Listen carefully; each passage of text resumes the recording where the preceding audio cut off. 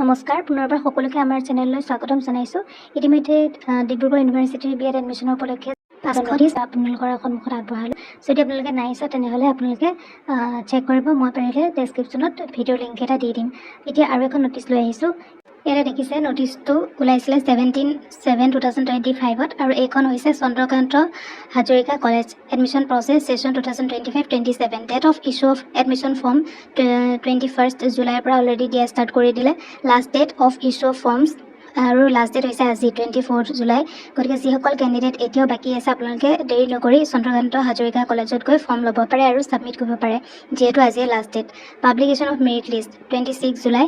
Direct admission from 21st to 24th July 2025 on first come first basis subject to availability of seats. যিসকল কেণ্ডিডেটে 21st জুলাইৰ পৰা 24th জুলাইৰ ভিতৰত তেওঁলোকৰ form লৈ পেলাই ছাবমিট কৰি দিলে, সেইসকল কেণ্ডিডেটক প্ৰথমতে তেওঁলোকৰ ছাবজেক্ট বেচিছত যিমানখিনি এভেইলেবিলিটি অফ ছিটছ আছে সেইখিনিৰ ওপৰত বেছ কৰি তেওঁলোকক এডমিশ্যন দিয়াৰ ব্যৱস্থা কৰিব।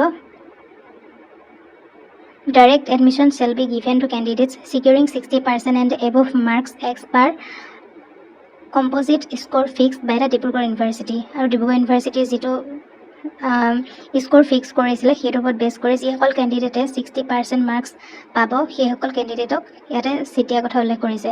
ইয়াতে ফৰ্মুলাটো মেনশ্যন কৰি দিছে, formula for composite score. Composite স্ক'ৰটো কেনেকৈ ওলায়? টোটেল CET মাৰ্কছ যিমান আপুনি পালে তাৰ লগত আপুনি প্লাছ কৰিব লাগিব এগ্ৰিগেট মাৰ্কছ অফ এইখিনিৰ ক্লাছ 10ৰ ক্লাছ 12ৰ তাৰপিছত গ্ৰেজুৱেশ্যন বা পষ্ট গ্ৰেজুৱেশ্যন যিকোনো এটাৰ আপুনি প্লাছ কৰিব। তাৰপিছত যিটো আপোনাৰ পাৰ্চেণ্টেজ ওলাব সেই পাৰ্চেণ্টেজটো যদি আপুনি 60% হয় তেতিয়া আপুনি এডমিশ্যনৰ বাবে এলিজিবল হ'ব, আৰু যদি তাতকৈ কম হয় তেতিয়া আপুনি নহ'ব।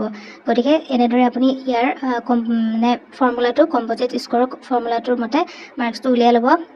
আৰু আজি লাষ্ট ডেট, গতিকে যিসকল কেণ্ডিডেট এতিয়াও বাকী আছে আপোনালোকে দেৰি নকৰি এতিয়াই চন্দ্ৰকান্ত হাজৰিকা কলেজৰ গৈ ফৰ্মখন লৈ ছাবমিট কৰি দিব।